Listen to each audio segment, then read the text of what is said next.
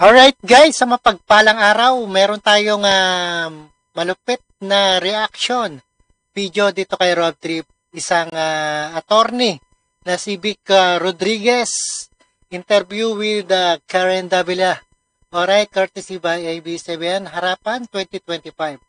Alright, ito ay isang panayam kay Vic Rodriguez at ito ay binigay na ang lahat ng nalalaman ni Vic Reyes. At dating spokesman ni BBM to. Alright, panoorin po natin. Intro muna tayo guys.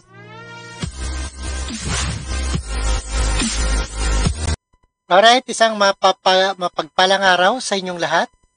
Alright, Harapan 2025 with Attorney Vic Rodriguez with Karen Davila. Alright, let's get it on. Natin ngayon, isang personalidad na dating malapit sa Marcos administration, ngunit ngayon isa na siyang kritiko at sinabing tatakbo siya upang maging totoong oposisyon. Kasama natin ngayon, Attorney Vic Rodriguez. Maraming salamat. Thank you for accepting our invitation. Thank you, Karen. Magandang araw at maraming salamat sa iyong pag-imbita sa akin ngayong araw.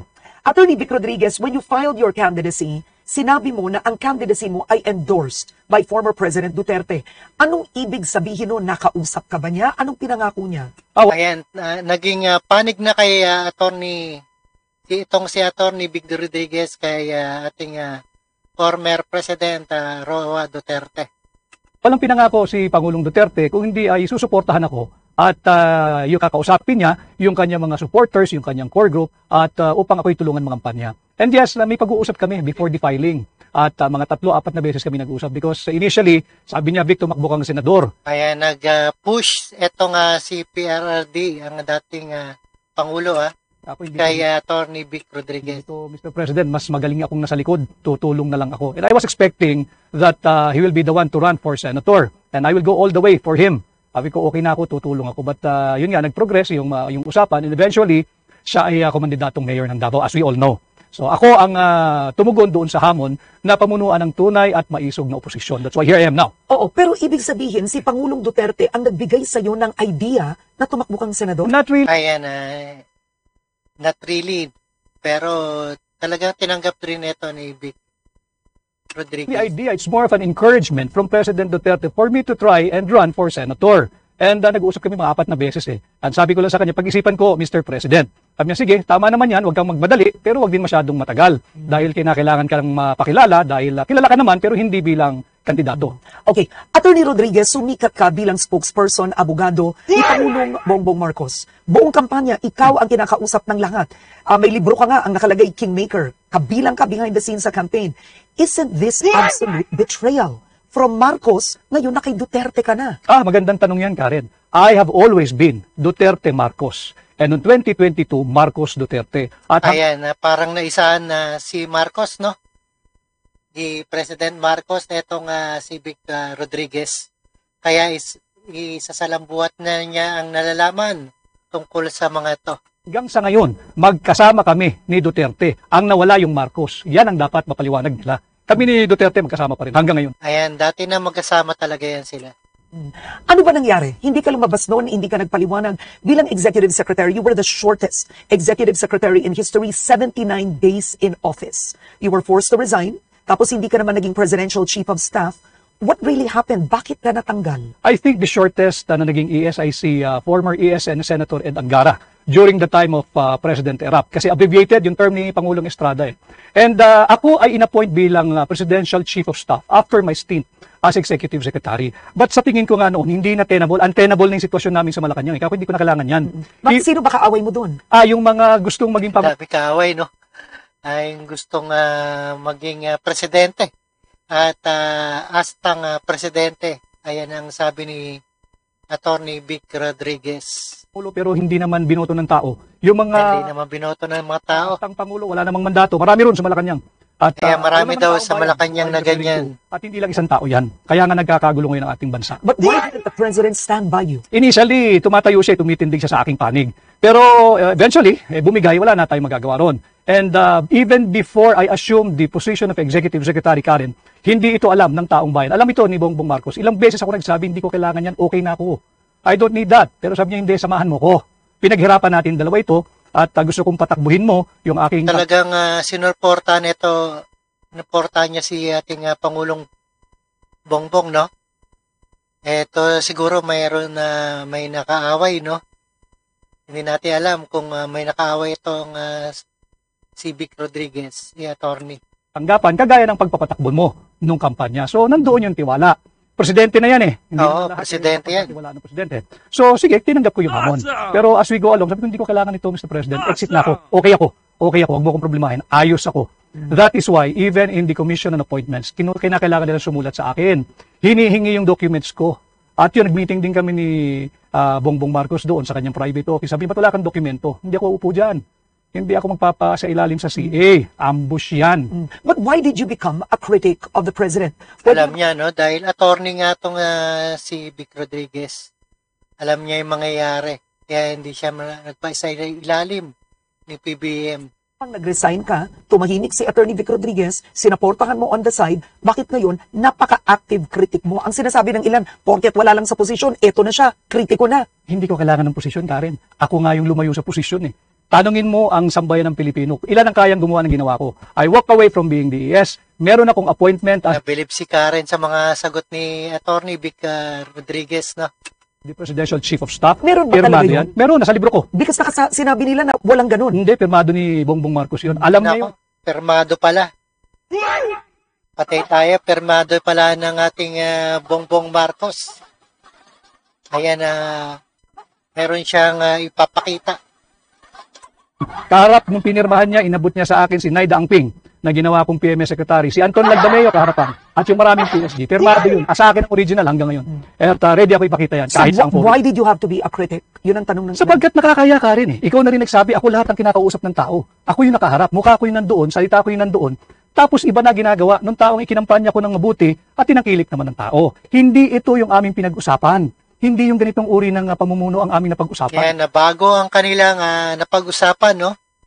Kaya ganyan si attorney Vic Rodriguez. This is not the Kay kind of PBBM. governance and leadership that we agreed to have pag siya'y pinalad at tangkilikin gawing Pangulo. Yan ang katotohanan. Ngayon, tumatakbo kang senador pero tinatanong ng ilan, bakit namin iboboto si Attorney Vic Rodriguez gayong nung nasa gobyerno siya, nagkaroon ng ilang kontrobersya. Hindi natin kailangan isa-isakin at idetalye ngayon, but there was the sugar fiasco, issues with appointment, yung na-appoint mo sa Ports Authority, etc., etc.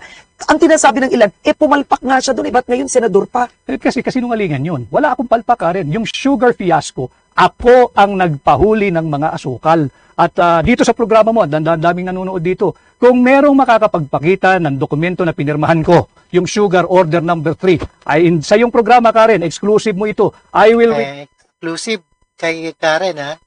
withdraw my candidacy for senator. At yung appointments for sale, hanggang ngayon, hindi ako sumailalim at isinailalim sa kahit anong investigation. Dami talagang fake news, no? Dami fake news talaga, no? Talagang yan ang buhay ng Criminal. Pilipino. Wala. So lahat ito'y paninira. Balikan ko lang yung sa Ports Authority. Ayan, paninira. Na sinasabi nilang bayaw ko. Si Ginoong Chet Pastrana nakilala ko lang nung kampanya. At kaya pinagkatiwalaan namin tagadala ng pera para sa mga watchers. At hindi ko bayaw yan. At baka magduda ang asawa ko na meron pa akong ibang pinakasalan pag nagpatuloy yung chismis na bayaw ko si Chet. Yun ang aming Ayan, baka mayroon pang asawa, no? Yan ang katotohanan. Ang sinasabi niyo ngayon, ay what you're saying is you were unfairly treated, judged, Absolutely. accused? Absolutely. Because maraming sumama na lang nung panalo na kami doon sa kampanya na gusto nila business as usual. Iba na dapat yung direksyon namin, yung napag-usapan namin ni Bongbong Marcos. Yun lang. Wala kaming kasama. Kasi malakas na. Alam mo. Walang At kasama na si Sara Duterte sa nanalo. Kaming dalawa lang ang magkasama. Kahit nung siya'y nag-announce ng kandidatura, wala kaming mga branded names in politics. At nung mananalo na, nandyan na yung mga Johnny Come Lately. At ang gusto, Johnny sila Come pa Lately. ang kapila. Hindi ako pumayag. Bakit? Ang kasama namin, ordinaryong tao eh. Yun muna ang Eh, mahirap yan, no? Iba na. Hindi yung mga branded politician na nandyan na naman at the very first opportunity na magkamalan Siguro ayan yung mga yan ang aking linabanan. Kaya ako tumatakbo. kinadapt Hindi ni ba masakit ito sa'yo personally? PBBM, no? Sinulat mo doon na namatay ang iyong Nanay. nanay. At ni hindi nagbigay ng condolence, hindi nagbigay ng kahit ano man na message, bulaklak ang Pangulong Marcos. This is correct, no? Tama yan. Yeah. Grabe naman yun, di nag-condolence. Talagang may hinanakit dito kay attorney, no? Si PBBM. Hindi man lang nag-abuloy o napunta. Pinagsamahan nyo, pinagdaanan nyo.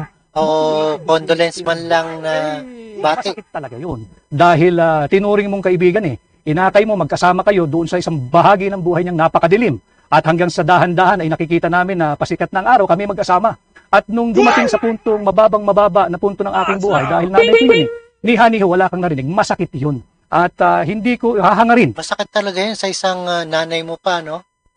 Kaya naisulat din ito ni Vic Rodriguez sa kanyang libro. Ayan, marami tong revelasyon na ipapakita Na mangyari sa kanya o kung kanino man yung experience kong yun at naramdaman kong yun. But how angry are you? Because I'll be honest, you attended the rally in Tagum City. Tinawag ni Pangulong Duterte na bangag si Pangulong Marcos. Nandun ka, nakaupo ka doon. Bakit kailangan nandun ka? Bakit? Bakit kinakailangan ko bang alam kung sasabihin ni Pangulong Duterte? At kami pag magkakasama, hindi kami nagtatanungan anong sasabihin mo, anong sasabihin ko. Wala kaming ganun. Oo, hindi naman nasa bibig talaga yan na lumalabas. Sabi ni Pangulong Duterte yung sinabi niya dahil marahil meron siyang dahilan. At ako naman, ang lagi kong sinasabi, ulitin ko, dito sa yung programa, kahit nung magkasama kami ni Bongbong Marcos, lumabas yan And I feel guilty because I'm the one who went around the town and showed everybody yung kanyang negative drug result test. Ba't di ba totoo?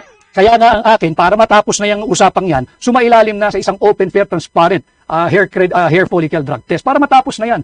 Kung totoo, di tapos ang usapan. Kung hindi, sampal niya yung resulta doon sa mga nag-aakusa sa kanya. Oo, tama yun. Ganun lang naman yan para matapos na. After all, you're the elected president. At dapat siguro, leadership by example, gawin mo na para matapos na. Sinabi mo during your filing of candidacy, you're sick of corruption, they should temper the greed.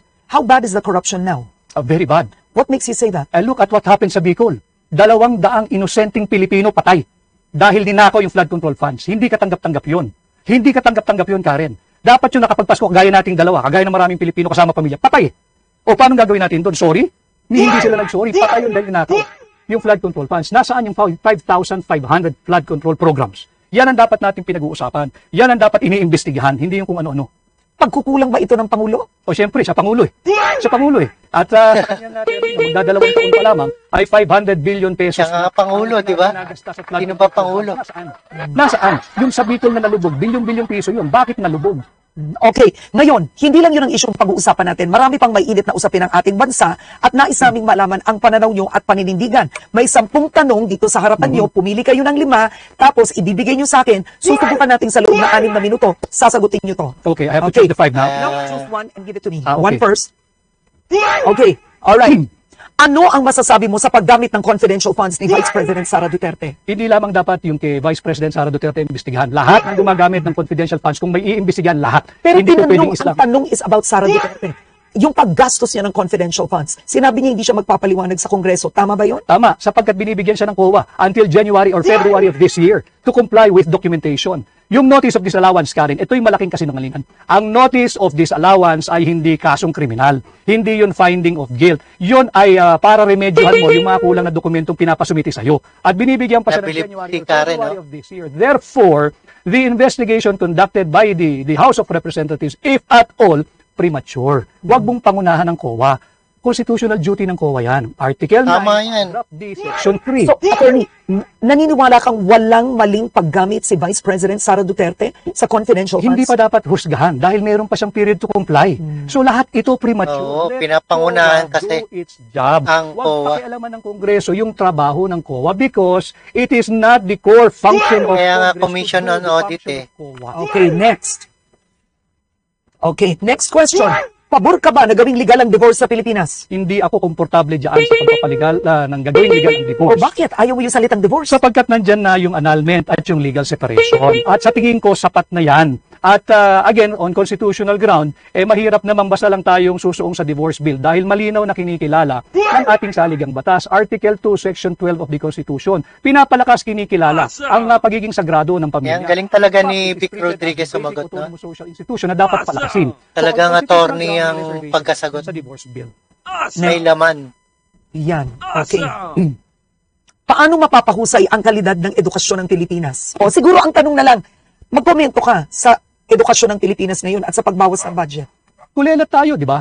Kulelat tayo sa math, sa reading, sa science, at sa spelling. Tapos nga. binawasan pa ni Bongbong Marcos ang 12 Bakit billion. Dahil yung tayo pa magbubog. binawasan? We are not using our public money to do proper public investment. So maling-mali na bawasan mo ng 12 billion pesos ang Department of Education at isang kalang mo. Nawala na yung kabataan, pag-asa ng bayan. Di ba? Ni Jose Rizal.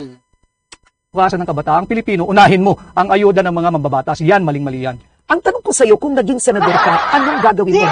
What legislation will you do? I will work on amending the plunder law. Ibababa ko yung threshold ng plunder from 50 million to 5 million. At pag nagawa ko yan, Baka lahat Kaya magaling yan, no? na. hindi lang yan, Karen. Pag nagawa ko yan, ibabalik ko ang death penalty. Yun ang Nako, kaparusahan. yun ang mahirap. Talagang maraming mangyayari yan. Kapag higit pa sa heinous crime ang pagnanakaw. So, ang plunder, para sa iyo, 5 million pesos, tas death penalty. Yes. Okay. Dahil Nako, maraming ang pagnanakaw ay pagnanakaw. maakusahan ng ganyan, no? Mahirap yan. Maraming nangyayari, nakulong na nga, di ba? Period. Hindi sinabing thou shall not steal ng more than 50 million. So wag nating paguluhin ang buhay natin, wag kang magnakaw, period. Alright, next. Ay, ano ko, nagalaw ko to, pumili ka ng iba. Here. Yan, okay. Alright, eto. Sa issue ng West Philippine Sea, tama ba ang ginagawang pivot ng administrasyon sa US mula sa China? Hindi ako sangayon. Oh. Sa pagkatatandaan natin, at nandito naman yung team mo, suriin ninyo yung naging pahayag ni Bongbong Marcos noong 2020 Sona.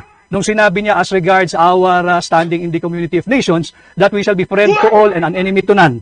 Nag-pivot ka na. Andito na tayo, kaaway Ayan, na natin ang China. Dahil we are pursuing, hindi na independent foreign Nag-pivot na, no? Kaya siguro, ayan, nakaway na tayo ng China. Interest na ng Estados Unidos ito eh. With the proliferation of US military bases. Yung EDCAM yan, US military bases yan eh. But that's not a US military base. EDCA is not. No, they call it EDCA. Pero nandoon na yung mga Article 18, US. Section 25 of the Constitution. No foreign bases, troops and installation. Anong tawag natin sa EDCA? Andun ang tropa nila. Nandun ang base, nandun ang armas, nandun ang bomba, nandun ang missile. That is essentially US military bases. But And they're- even the US military bases na talaga ang EDCA. Supreme Court said EDCA is constitutional. Pero nandirito na sila, Karen. Basahin natin ang Article 18, Section 25. I will not argue with the Supreme Court. I'm a member of the bar. Pero hindi naman lahat ng desisyon ng Supreme Court ay sinasang-ayunan ko. At marami din silang naging desisyon ng araw na binago rin nila paglipas ng panahon. Baka sakali, ganun din ang mangyari dito. Okay, kasi sinabi mo, in one of your speeches, you said, dapat ihintunaan ng administrasyong ito yung belligerent rhetoric niya Yes. when it comes to the Oo, dapat yun to, no? Magkakagulo lang. Philippine Sea. Yes. Because we're putting our Filipinos in harm's way na nandoon sa teritoryo ng China. Yung Pilipino sa Macau, yung Pilipino sa Hong Kong, yung Pilipino sa mainland China, paano pag nagkaroon ng retaliation? Hindi yung gobyerno ng China, they will not do that. Yung mga Chinese doon, kawawa ang Pilipino, sino mananagot? Pero attorney, basang Maraming Pilipino sa China. Yun, yun ang tamang sagot. Talagang pinag-aralan niya yung mga sagot nito ni Attorney Rodriguez na. ka sa Vic paghandle Rodriguez. ni Pangulong Duterte sa West Philippine No, Sea. ang sinasabi ko, let us diffuse and de-escalate the tension. Huwag nating silaban. Sapagkat yung ginagawa ng mga matatapang na nagsasalita dyan sa gobyerno, that is even punishable under RPC Article 118, Karen. Okay. Alright. Bawal yan. Ang dami ko pa kasi gusto itanong sa inyo eh. Ayoko matapos itong 20 minutes. Kaya pa ba isa muna? Oh, here. Kaya pa ba isa? Very quickly lang. Eto, mabilis dapat. Solusyon sa mataas na presyo ng bilihin. Kampanya ni BBM, nandun ka, sabi nyo, ibababa nyo bigas. 20 pesos. Wala na. Oo nga, 20 pesos pala sukli mo, no? Sa 100. Doon eh, wala na ako doon. Kasalanan niya yan. Sapagkat yung budget, sinimulan natin sa budget, talagang inflationary yung budget. Hindi ito developmental budget na dapat sinusunod. Kaya nga sabi ni Vic Rodriguez, malabo na yan. Malabo nang maging 20 pa ang bigas natin. Ayan. Dapat wag tayong gumastos ng higit sa kinikita ng gobyerno. Parang budgeting mo lang yan sa bahay, Karen. You do not spend more than what you earn. Okay. Dapat ba ma-impeach si Vice President Sara Duterte? Pakitan muna nila yung ebidensya at hayaan natin yung mga senator judges mag-appreciate ng ebidensya kung sakasakaling tumuloy yan. Okay. Last words. Bakit dapat... Tama. Sapagkat ako'y lalaban sa korupsyon. At alam ko kung paano labanan ito, amiendahan ko yung plunder law at pag naamiendahan ko yan, ibabalik ko ang death penalty. Sapagkat pagod na ang sambayan ng Pilipino sa Tama, korupsyon. tama yan. Nakita natin kung saan patungo ang ating bansa. Balik. Kawawa naman tayo. At yan ang harapan 2025 kasama si Attorney Vic Rodriguez. Maraming salamat po sa Thank inyo. you, Karen. At magandang araw kapamilya. Bumoto ng tama, suriin ang bawat kandidato. Alright, pakinggan po natin, suriin talaga. At iboto natin yan. Alright, maraming salamat. Ito ay isang reaction video ni Rob Trip. At dito kay ating harapan na 2025 kay Vic Rodriguez with Karen Davila. Alright, maraming salamat sa inyong lahat sa panonood at pakikinig dito kay Rob Trip. And see us again sa ating the next one, sa ating reaction video. And don't forget to subscribe this channel, Rob Trip. At maraming salamat sa inyong lahat at bumoto ng tama. At tama talaga, huwag tatamaan. Alright, sa mga presidente dyan, naghahari ng sila'y presidente. Alright? At ito ay iwasan natin. At gusto nilang maging presidente. Alright? Thank you so much sa inyong lahat. And peace out.